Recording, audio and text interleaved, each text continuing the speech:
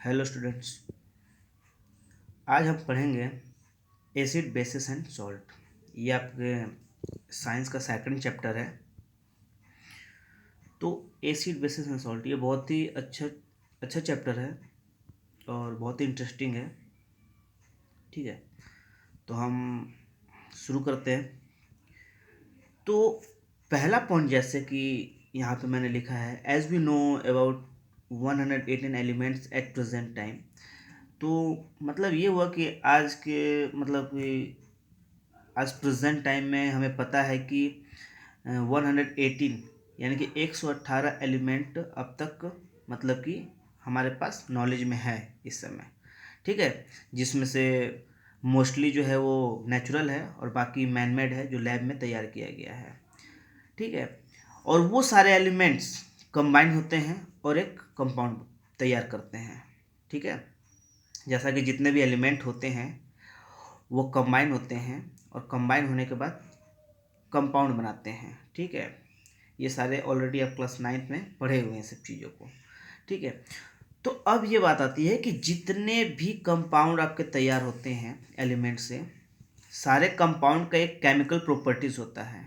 ठीक है, तो उन सारे कंपाउंड्स का जो केमिकल प्रॉपर्टीज होता है उसी की बेस पे हम उसको 3 ग्रुप में डिवाइड करते हैं। ठीक है, तो सारे कंपाउंड को जब हम उसके केमिकल प्रॉपर्टीज़ के बेस पे यानी केमिकल प्रॉपर्टीज़ के अकॉर्डिंग जब उसको हम 3 ग्रुप में डिवाइड करते हैं, तो वो तीनों ग्रुप हमारा एसिड, बेसेस एंड सॉल्ट, ये 3 ग्रुप हमारे एसिड, बेस और सॉल्ट में डिवाइड होते हैं। ठीक है, उसके बाद आगे बढ़ते हैं। जब हम चैप्टर को डिटेल में पढ़ेंगे, ठीक है, तो उससे पहले हमें इंडिकेटर के बारे में जानना बहुत ज़रूरी है। इंडिकेटर क्या होता है? ठीक है, इंडिकेटर का मतलब ये हो गया कि इंडिकेटर हमें बताता है, यहाँ पे लिखा है tell us about acid bases and salt. Tell us about acid bases and salt, ये हमें इंडिकेट करता है, ये हमें एक प्रकार से हमें इंफॉर्मेशन मिलता है कि एसिड बेसिस एंड सॉल्ट कैसे हम पता कर सकते हैं। ठीक है, with the help of indicator. तो इंडिकेटर हमें यही करता है। ठीक है, तो ये छोटा सा टॉपिक है बस इंडिकेटर का। एसिड जो है वो ब्लू लिटमस पेपर होता है उसको रेड में कन्वर्ट कर देता है। इसका मतलब हमें वहाँ पे एसिड का इन्फॉर्मेशन मिलता है। अगर ब्लू लिटमस पेपर पे अगर हम एसिड डालें तो वो रेड में कन्वर्ट हो जाता है। इसका मतलब हमें वहाँ पे एसिड का नॉलेज मिलता है।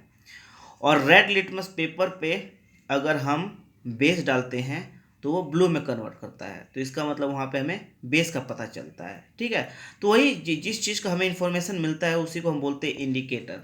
ठीक है, तो ये हमें इन्फॉर्मेशन मिलता है।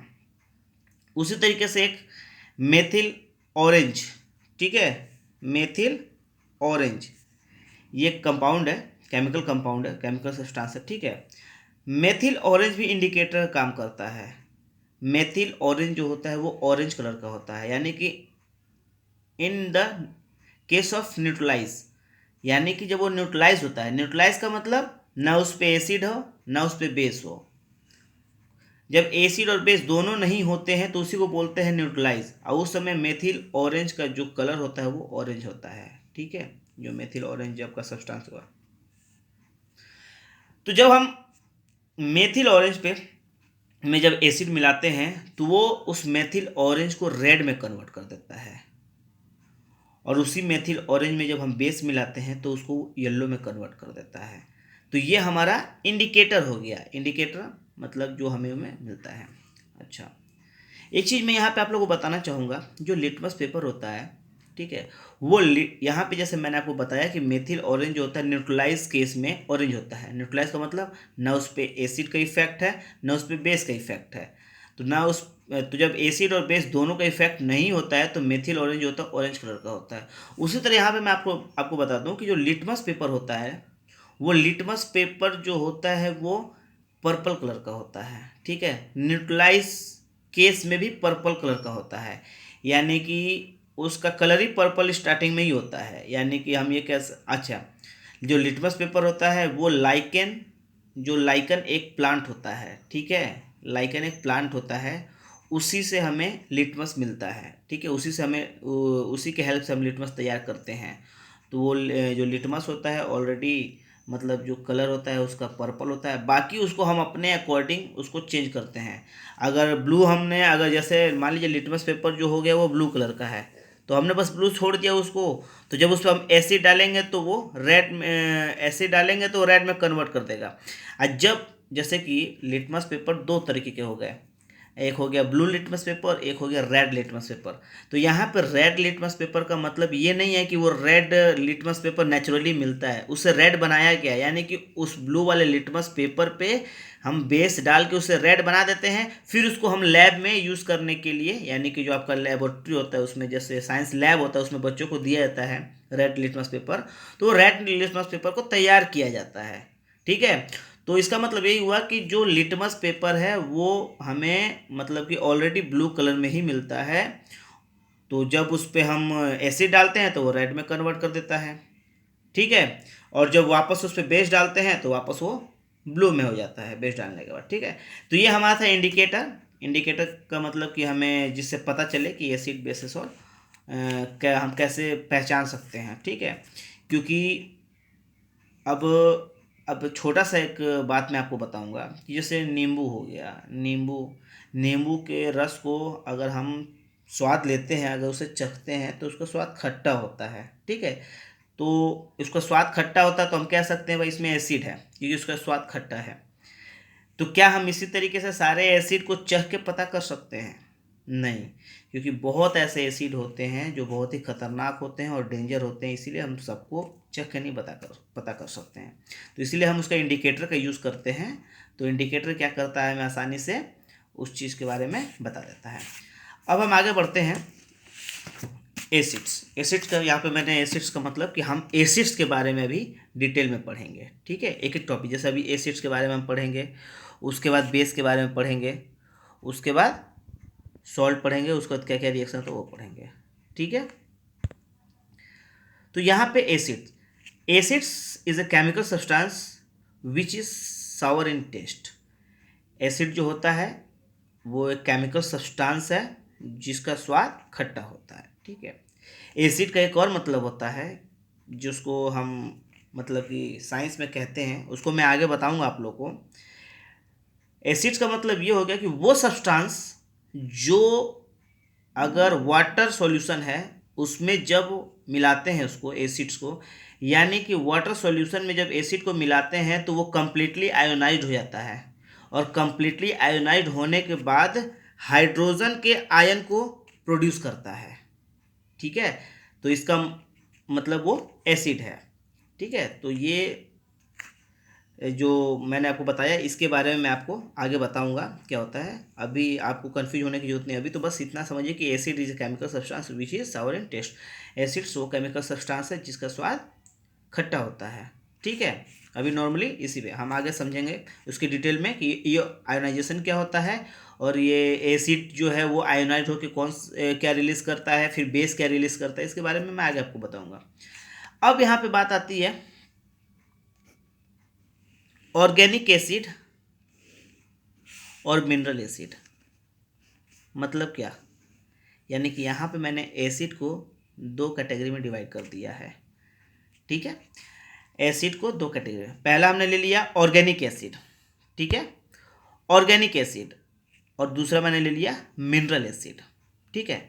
तो organic acid found in plants and animal, यानी वो एसिड जो हमें पौधों और जानवरों के अंदर मिलता है वो होता है ऑर्गेनिक एसिड, ठीक है। जैसे एग्जांपल में citric acid, acetic acid, lactic acid, formic acid, tartaric acid, ठीक है। ये सारे एसिड जो हैं वो ऑर्गेनिक एसिड कहलाते हैं क्योंकि ये सारे प्लांट्स और एनिमल में मिलते हैं। जैसे साइट्रिक एसिड जो है आपका उसमें मिलता है, नींबू में मिलता है, ठीक है। उसी तरीके से आपका एसिटिक एसिड हो गया, ठीक है। एसिटिक एसिड किस में आपको मिलता है, जैसे कि आपका सिरका हो गया, विनेगर हो गया, ठीक है। एसिटिक एसिड आपका विनेगर हो गया जो आपने देखा होगा चाउमीन वगैरह में डाल के बनाया जाता है एसिटिक एसिड, तो विनेगर में पाया जाता है। साइट्रिक एसिड आपके नींबू में पाया जाता है। लैक्टिक एसिड आपके दही में पाया जाता है या खट्टा दूध में पाया जाता है। फॉर्मिक एसिड चींटी के डंक में पाया जाता है। जो चींटी आप लोगों को काट लेती है, तो चींटी काटने के बाद जो हमारा शरीर में जो जलन मचती है, तो वो चींटी क्या करती है, अपने डंक से हमारे शरीर में फॉर्मिक एसिड इंजेक्ट कर देती है। तो ये देखिए, फॉर्मिक एसिड चींटी के डंक में मिलता है, एसिड लैक्टिक एसिड दही में मिलता है, ठीक है। एसिटिक एसिड आपके सिरका जिसको बोलते हैं, विनेगर बोलते हैं, उसमें मिलता है। तो ये सारे प्लांट्स से मिलते हैं, प्लांट्स और एनिमल से मिलते हैं, इसीलिए हम इसको कहते हैं ऑर्गेनिक एसिड, यानी कि ये नेचुरली है, नेचुरली पाया जाता है, ठीक है। उसके बाद मिनरल एसिड। मिनरल एसिड क्या होता है, प्रिपेयर्ड विद मिनरल्स फ्रॉम अर्थ, यानी कि ये जो हमारे अर्थ यानी कि ज़मीन के अंदर से जो मिनरल्स निकलते हैं, उसी के हेल्प से ये लैब के अंदर तैयार किया जाता है मिनरल एसिड, ठीक है। तो यहाँ पे 3 मैंने मेन लिया है, वैसे बहुत होते हैं लेकिन 3 हमने मेन ले लिया जो कि हम इसमें पढ़ेंगे, ठीक है। और ये 3 ही मेन हमने यहाँ पे लिया है। तो पहला HCl हो गया, हाइड्रोक्लोरिक एसिड, फिर H2SO4 हो गया, सल्फ्यूरिक एसिड हो गया, और HNO3 हो गया, आपके नाइट्रिक एसिड हो गया। ये 3 जो मिनरल एसिड हैं ये बहुत ही खतरनाक हैं, बहुत ही डेंजर हैं, ठीक है। ये स्ट्रॉन्ग होते हैं, बहुत ज़्यादा स्ट्रॉन्ग होते हैं, और ये जो होता है वीक होता है, ठीक है। तो 2 मिनरल्स मैंने आपको सबसे पहले एसिड बताया, एसिड का डेफिनेशन बताया कि एसिड से chemical substance which is sour in taste, जो कि टेस्ट में खट्टा होता है। ऑर्गेनिक एसिड, मिनरल एसिड में हमने डिवाइड कर दिया इसको। ऑर्गेनिक एसिड जो नेचुरली प्लांट्स और एनिमल में पाया जाता है। मिनरल्स एसिड जो ज़मीन के अंदर से हम मिनरल्स निकालते हैं, फिर उसके हेल्प से हम एसिड को तैयार करते हैं, ठीक है। तो ये आपका हो गया। फिर आगे बढ़ते हैं। यहाँ पे मैंने लिखा है क्या, स्ट्रॉन्ग एसिड और वीक एसिड, ठीक है। यहाँ पे आ गया स्ट्रॉन्ग एसिड, यानी उसी एसिड में ही हम पढ़ रहे हैं कि स्ट्रॉन्ग एसिड और वीक एसिड क्या होता है। तो अभी मैंने आपको बताया था, स्ट्रॉन्ग एसिड HCl होता है, H2SO4 होता है, HNO3 होता है। ये स्ट्रॉन्ग एसिड होते हैं, वेरी डेंजरस, मैंने आप लिखा बहुत डेंजरस होता है। जैसे कि HCl, अगर आप मान लीजिए आपके अगर ये हाथ पे गिरता है तो हाथों को जला देगा, कपड़े पे गिरेगा तो कपड़े को जला देगा, अगर लक्कड़ पे गिराया जाए तो लक्कड़ को भी जला देता है, यानी बहुत डेंजरस होता है। और वीक एसिड जो होता है, acetic, formic, citric, tartaric, we can eat, मैंने यहाँ पे लिख दिया वी कैन ईट का मतलब इसको हम खा सकते हैं, खाते भी हैं। नींबू आप खाते हैं, ठीक है, नींबू खाते हैं, दही खाते हैं, इससे आपको कोई नुकसान नहीं होता है, क्योंकि ये वीक एसिड होते हैं सारे, मतलब काफ़ी वीक होते हैं, और ये स्ट्रॉन्ग एसिड है, ठीक है। तो मैंने यहाँ पे जो मैंने आपको बताया कि ऑर्गेनिक एसिड, मिनरल एसिड, तो उसके बाद मैंने आपको बता दिया कि स्ट्रॉन्ग एसिड क्या होता है और वीक एसिड क्या होता है, ठीक है। अब यहाँ पे भी एक चीज़ है,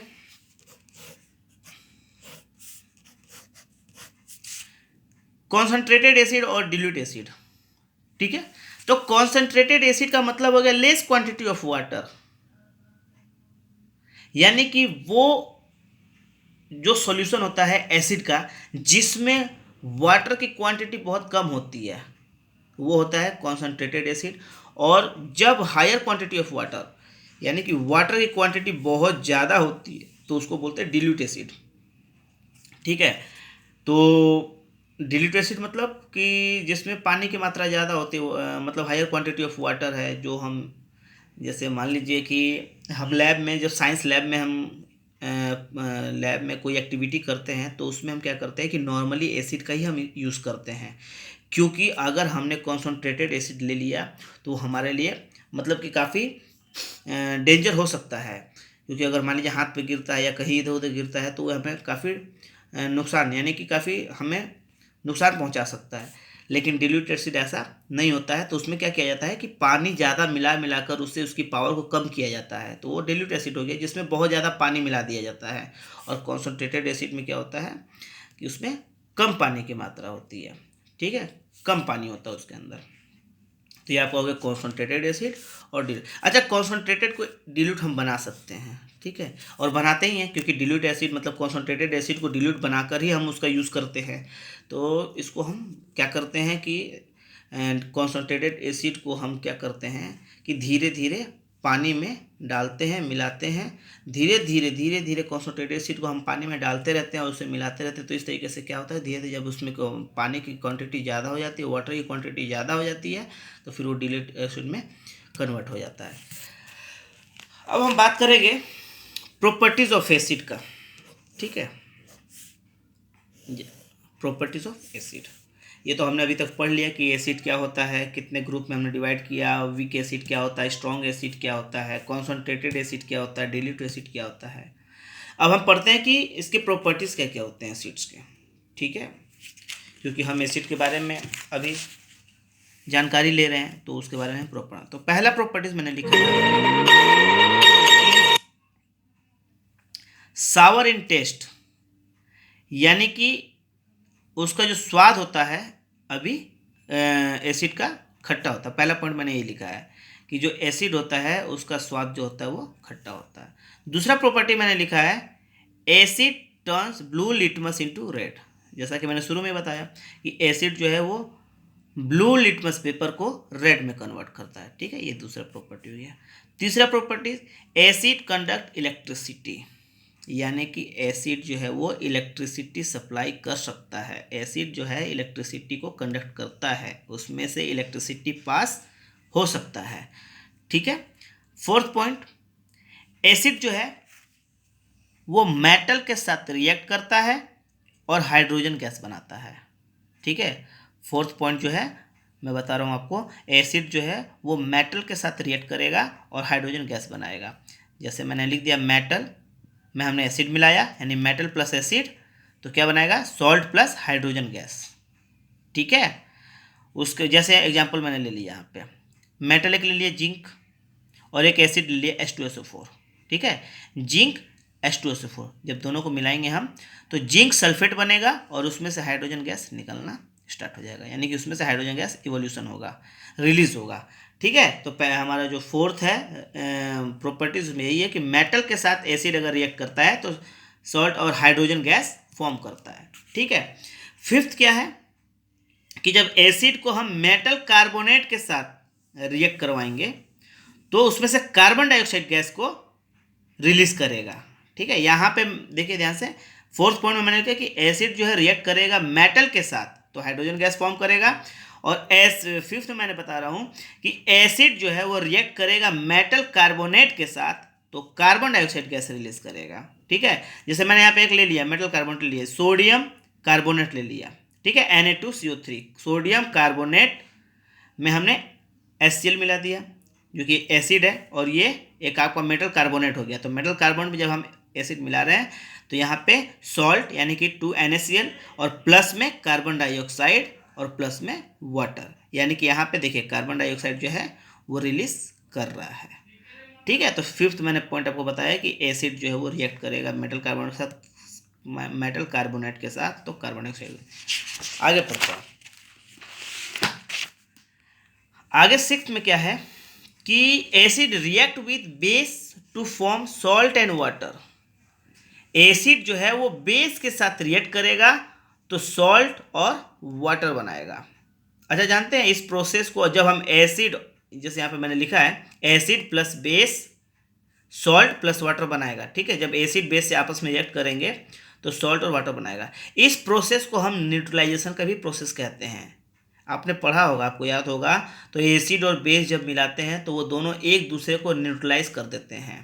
ठीक है, एक दूसरे को यानी कि एक दूसरे के इफेक्ट को खत्म कर देते हैं, तो उसी को बोलते हैं न्यूट्रलाइजेशन प्रोसेस। तो न्यूट्रलाइजेशन प्रोसेस का मतलब भी होता है कि एसिड प्लस बेस, यानी एसिड और बेस मिलाते हैं तो न्यूट्रलाइजेशन का प्रोसेस होता है। एग्जाम्पल के तौर पे आपने देखा होगा एसिड और बेस को मिलाते हैं तो जैसे कि मान लीजिए एक सिंपल सा एग्जाम्पल है कि जब हम खाना खाते हैं, खाना खाने के बाद हमारे पेट में जब एसिडिटी हो जाता है, यानी कि पेट में जब होता है ना ज़्यादा हम ऑयली खाना खाते हैं, या फिर जब हाइड्रोक्लोरिक एसिड हमारे मतलब स्टोमक में ज़्यादा रिलीज़ हो जाता है तो हमारा जो एसिडिक होता है, जो हमें प्रॉब्लम देता है, दर्द होता है हमारे पेट, तो हम क्या करते हैं उसमें इनो पीते हैं। तो जो हमारे पेट में एसिड हो जाता है तो हम इनो पीते हैं। इनो क्या होता है, बेस होता है। तो जब हमारे पेट में जो एसिड है और जब हम उसको बेस लेते हैं, जैसे इनो वगैरह लेते हैं, तो एसिड और बेस जब अंदर जाता है तो वो क्या करते हैं, एक दूसरे के इफेक्ट को ख़त्म कर देते हैं। यानी कि एसिड का जो प्रभाव है जिसकी वजह से पेट में दर्द हो रहा था वो क्या करता है, वो ख़त्म कर देता है। यानी जो इफेक्ट है एसिड का वो बेस ने क्या किया, ख़त्म किया,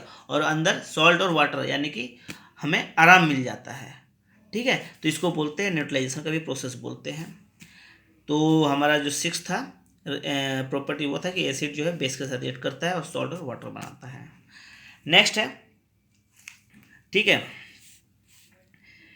acids are corrosion in nature, ये आपका 7 पॉइंट है। Acids are corrosion in nature मतलब ये हो गया, यहाँ पे आप समझ सकते हैं, मैंने लिख दिया can burn skin clothes would. Corrosion का मतलब ये हो गया कि अगर हमारे हाथों पे यानी कपड़ों पे और लकड़ पे गिरे तो उसको बर्न कर सकता है। तो कोरोजन का मतलब कि जो जला दे, खराब कर दे, डैमेज कर दे, ठीक है। तो एसिड्स के अंदर वो पावर है, ठीक है। यहाँ पे मैंने एक पॉइंट और लिखा है कैन डैमेज मेटल फ्लोर, यानी कि मेटल, लोहे पे भी अगर एसिड गिराया जाए तो वो मेटल को भी ख़राब कर देता है, डैमेज कर देता है। और फ्लोर यानी कि अगर आपके घर पे फ्लोर है, जो ये लगे हुए हैं आपके फ्लोर पे टाइल लगे हुए हैं या फिर पत्थर लगे हुए हैं, तो अगर उस पर अगर एसिड को गिराया जाए तो वो क्या करता है, धीरे धीरे रिएक्ट करके उस फ्लोर को भी डैमेज कर देता है। तो इसलिए यहाँ पे लिख दिया गया कि acids are corrosion in nature, जो कि मतलब कि बहुत ही डेंजर होता है हमारे लिए। तो ये हमारा आज का टॉपिक था, केवल एसिड्स के लिए, ठीक है। तो अभी आप लोग ये इसको आप लोग ध्यान से इसको देखो, वीडियो को आप लोग समझो और इसका आप लोग नोट्स बनाओ, क्योंकि नोट्स बनाना बहुत, क्योंकि मैंने भी देखिए ये नोट्स बना के ही आप लोगों को मैंने समझाया है। तो इसी तरीके से आपको सारे नोट्स को अपने माइंड से आपको सही से समझना है और अपने लैंग्वेज में इसको लिखना है। तो ये ज़्यादा हार्ड भी नहीं है और मैंने सिंपल लैंग्वेज का यूज़ किया है जिससे आप लोग को अच्छे तरीके से समझ में आ जाए, ठीक है। इसके बाद हम पढ़ेंगे, ये हमारा एसिड का जो है कॉन्सेप्ट, वो मतलब अभी के लिए जो है वो यहाँ फिर हम बेस के बारे में पढ़ेंगे, ठीक है। उसके बाद हम रिएक्शन पढ़ेंगे, उसके बाद हम पीएच वैल्यू पढ़ेंगे, यानी बहुत तमाम चीज़ें हमें पढ़नी है आगे। तो आज आप यहाँ तक अपना नोट्स क्लियर कर लेंगे, ओके।